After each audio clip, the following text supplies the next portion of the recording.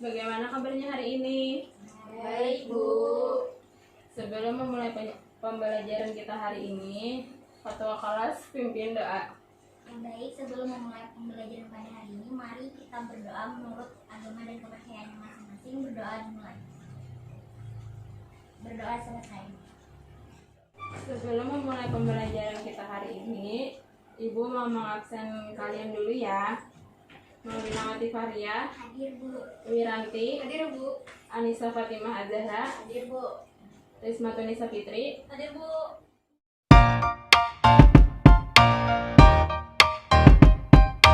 Nah, di sini Ibu akan menampilkan video terlebih dahulu.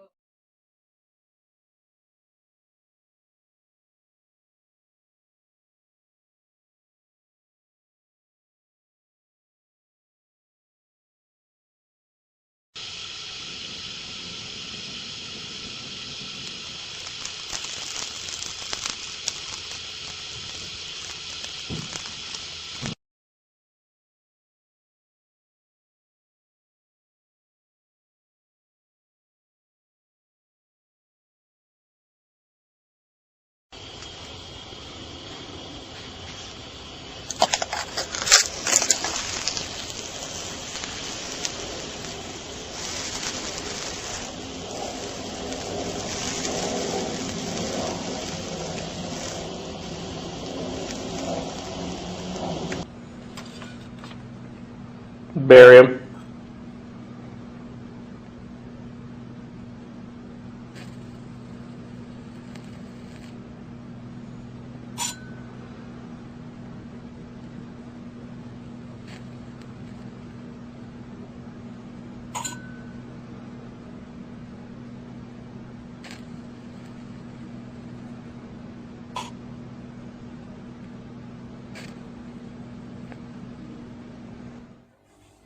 Dari video tersebut, apakah ada yang kalian tanyakan? Apabila kalian tidak ada yang ingin bertanya, Ibu yang ingin menanyakan, apa warna nyala yang muncul pada logam alkali dan alkali tanah? Apakah ada yang bisa menjawab? Berbeda-beda, Bu, dan khas. Ya, benar. Terus, mengapa warna nyala pada logam alkali dan alkali tanah berbeda-beda? Apakah ada yang bisa menjawab? Karena perbedaan tingkat energinya, Bu, di tiap subkulit. Ya, benar. Di sini Ibu akan menjelaskan manfaat mempelajari logam alkali dan alkali tanah. Salah satu sifat dari logam alkali dan alkali tanah adalah dapat memberikan warna nyala jika dibakar. Dalam kehidupan sehari-hari, warna nyala sering dimanfaatkan selain untuk identifikasi keberadaan logam alkali atau alkali tanah dalam senyawa pada laboratorium. Warna nyala ini dikarenakan adanya perbedaan energi pada subkulit S dan subkulit P. Jika energi dikenai oleh api, maka energi pada subkulit terluar akan tereksitasi dan melompat ke energi pada subkulit yang lebih tinggi. Elektron kemudian jatuh dan memancarkan energi dalam bentuk cahaya. Warna cahaya yang ditimbulkan pada satu logam dengan logam lainnya berbeda-beda. Hal ini disebabkan karena banyak sedikitnya energi jatuh ke tingkat energi yang lebih rendah. Warna nyala logam alkali pada litium berwarna merah tua, natrium kuning, kalium ungu, rubidium merah biru, cesium biru. Terus pada warna nyala logam alkali tanah, berelium putih, magnesium putih, kalsium merah jingga, strontium merah, barium hijau.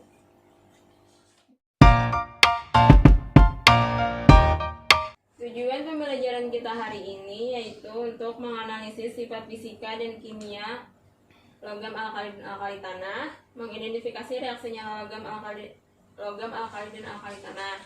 Setelah ini, Ibu akan membagikan lembar kerja peserta didik. Sebelumnya dibagi menjadi 2 kelompok. Di situ kelompok Wiranti dan Maulina kelompok 1, Anissa sama Risma kelompok 2.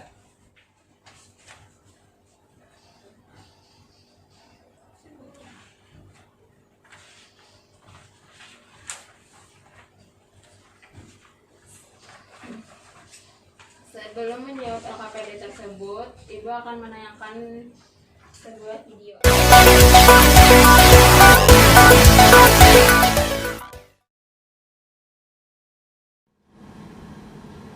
In this video, I will be doing flame tests of different metal salts. In the first test, I will be using a piece of nichrome wire, spraying it with distilled water, inserting it into the jar with the sample, withdrawing some of the sample, and then inserting that into the cone of the blowtorch flame.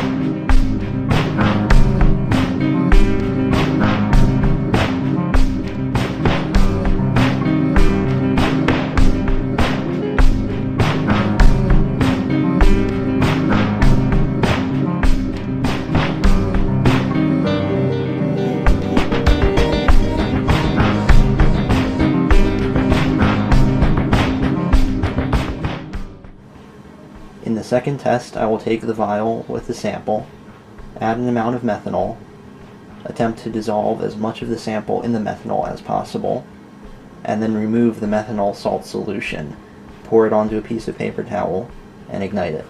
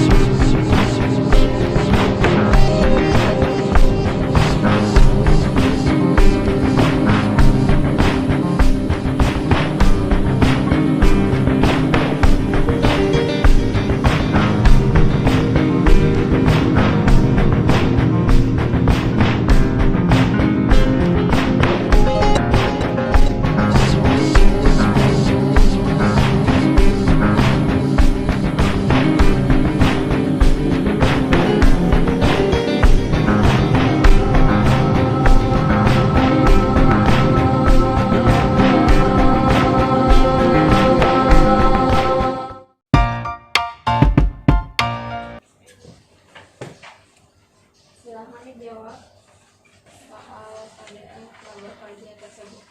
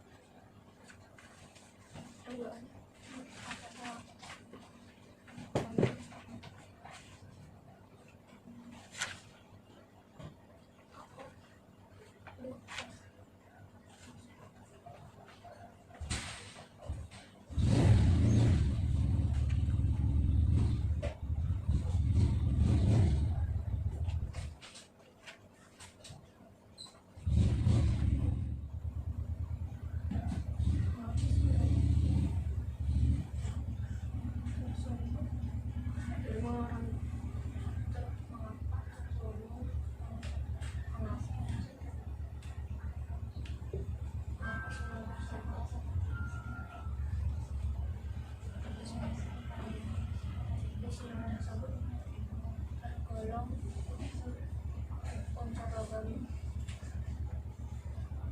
alkali dan alkali karena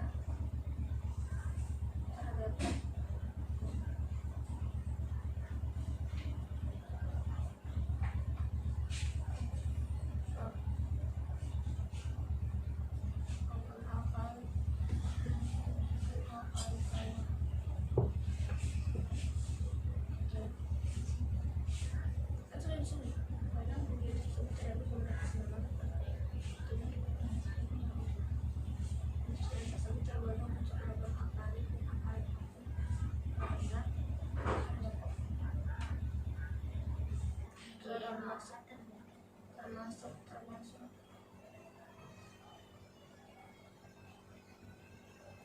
ini dapat pengeluaran tadi saya praktik atau ulang tahun.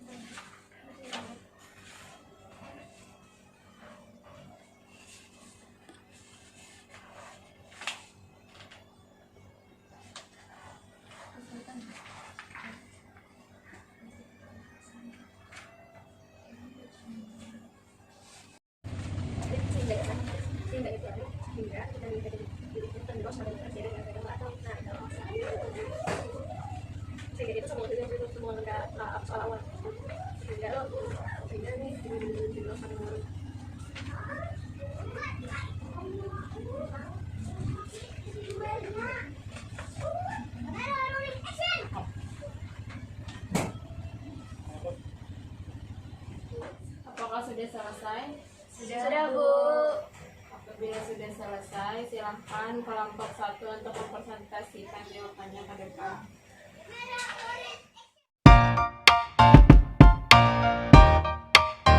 Assalamualaikum warahmatullahi wabarakatuh. Waalaikumsalam warahmatullahi wabarakatuh. Kami dari kelompok 1 akan mempresentasikan hasil diskusi kami. Nomor 1 dari video yang sudah kalian lihat, golongkan senyawa yang termasuk golongan 1A dan 2A. Berikan alasannya mengapa tergolong unsur logam alkali dan alkali tanah. Jadi pada video tersebut terdapat beberapa senyawa seperti NaOH, LaCl, Ki, KMnO4, NaCl yang merupakan termasuk golongan unsur 1A. Sedangkan pada unsur golongan 2A terdapat senyawa seperti CaCl, MgSO4, CaO, CaS4. Nah, jadi senyawa tersebut termasuk logam alkali dan alkali tanah karena terdapat unsur-unsur logam alkali dan alkali tanah seperti natrium, litium, kalium, kalsium, magnesium. Nah, sedangkan nomor 2-nya, mengapa golongan 2A disebut dengan golongan alkali tanah? Karena golongan 2A unsur-unsurnya mempunyai sifat basa alkalin dan karena logam-logam tersebut umumnya ditemukan dalam bentuk senyawa sukar larut di dalam tanah. Untuk nomor selanjutnya akan dibaca oleh Maulina. Selanjutnya nomor 3, perhatikan sifat-sifat golongan alkali tanah pada tabel di atas. Analisislah perubahan sifat-sifat berikut. A. Mengapa titik leleh dan titik didih cenderung semakin menurun seiring dengan kenaikan nomor atom unsur? Jawabannya, titik leleh dan titik didih cenderung semakin menurun yang dipengaruhi kenaikan nomor atom unsur. Karena semakin meningkatnya nomor atom unsur, maka jari-jari atom semakin bertambah panjang, sehingga menyebabkan titik leleh dan titik didih menurun. Yang B, bagaimana pengaruh potensial elektroda yang rendah terhadap daya reduksi alkali tanah? Jawabannya, potensial elektroda yang rendah mengakibatkan unsur-unsur alkali tanah memiliki daya reduksi yang kuat sehingga bersifat reduktor yang cukup kuat. Yang C, bagaimana pengaruh nilai energi ionisasi terhadap kereaktifan unsur?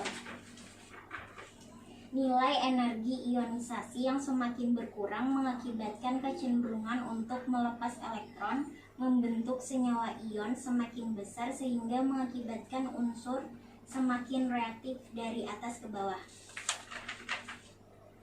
Yang D, mengapa unsur golongan alkali tanah kurang reaktif dibanding unsur golongan alkali?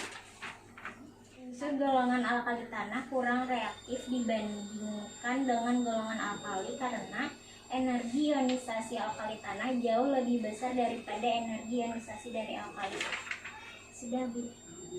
Apakah ada tanggapan untuk kelompok 1? Tidak ada. Apabila tidak ada, silahkan kelompok 1 duduk.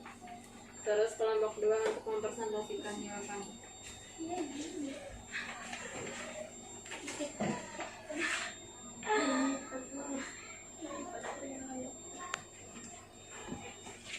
Baik, assalamualaikum warahmatullahi wabarakatuh. Waalaikumsalam warahmatullahi wabarakatuh.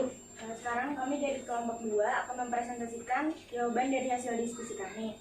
Untuk pertanyaan pertama, dari video yang sudah kalian lihat, golongkan senyawa yang termasuk golongan 1A dan 2A, berikan alasannya mengapa tergolong unsur logam alkali dan alkali tanah. Jadi dari video tersebut yang termasuk senyawa logam alkali adalah NaCl, Ki, LiCl, dan H2BO3. Ya, alasannya mengapa tergolong unsur logam alkali karena dalam senyawa-senyawa tersebut terdapat unsur logam alkali, contohnya seperti natrium, kalium, litium, dan hidrogen. Kemudian senyawa dari logam alkali tanah ada BaCO3, CaCl, dan SrCl2. Mengapa tergolong unsur logam alkali tanah? Karena dalam senyawa-senyawa tersebut terdapat unsur logam alkali tanah seperti barium, kalsium, dan strontium. Untuk soal nomor 2, mengapa golongan 2A disebut dengan golongan alkali tanah?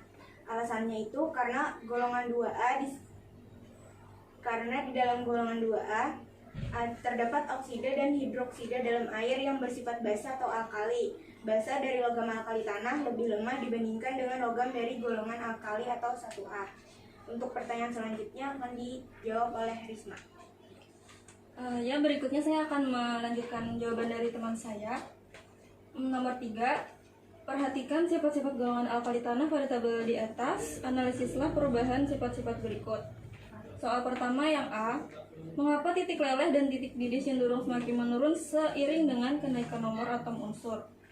Jawaban kami yang pertama, titik leleh dan titik didih cenderung semakin menurun seiring dengan kenaikan nomor atom unsur.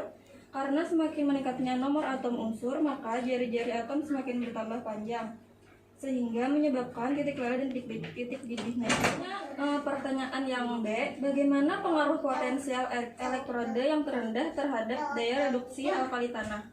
Jawaban kami, potensial elektroda yang rendah mengakibatkan unsur-unsur alkali tanah memiliki daya reduksi yang kuat sehingga bersifat reduktor yang cukup kuat. Berikutnya pertanyaan yang C, bagaimana pengaruh nilai energi ionisasi terhadap kereaktifan unsur? Jawaban kami, nilai energi ionisasi yang semakin berkurang mengakibatkan kecenderungan untuk melepas elektron membentuk senyawa ion semakin besar sehingga mengakibatkan unsur semakin reaktif dari atas ke bawah. Berikutnya pertanyaan terakhir yang D, mengapa unsur golongan alkali tanah kurang reaktif dibandingkan unsur golongan alkali? Jawaban kami, unsur golongan alkali tanah kurang reaktif dibandingkan unsur golongan alkali karena energi ionisasi alkali tanah jauh lebih besar daripada energi ionisasi dari alkali. Baik, itulah presentasi dari kelompok kami. Sudah, Bu. Apakah ada tanggapan dari kelompok 2? Sudah, Bu. Kalau tidak ada, kelompok 2 dipersilakan untuk duduk.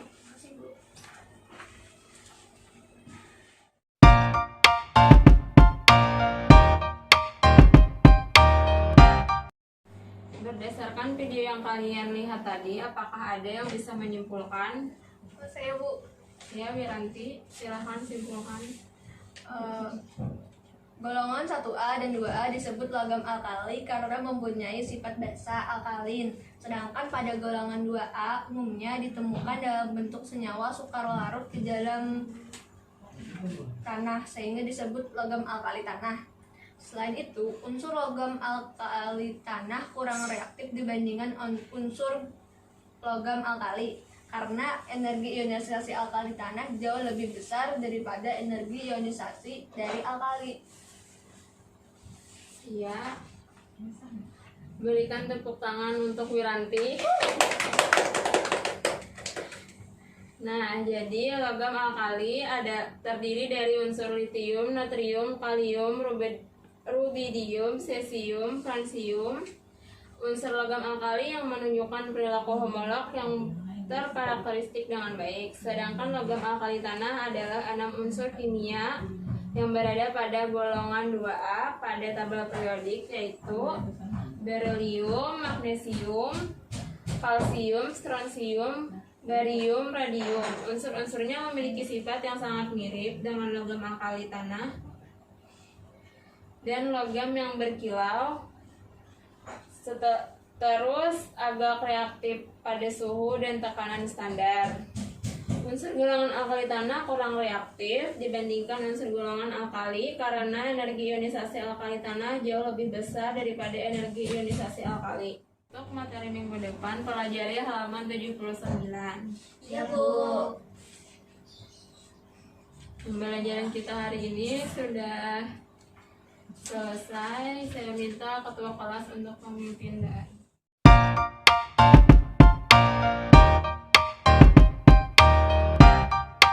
Menutup pembelajaran pada hari ini, mari kita berdoa menurut keyakinan dan kepercayaannya masing-masing. Berdoa dimulai. Berdoa selesai. Assalamualaikum warahmatullahi wabarakatuh. Waalaikumsalam warahmatullahi wabarakatuh.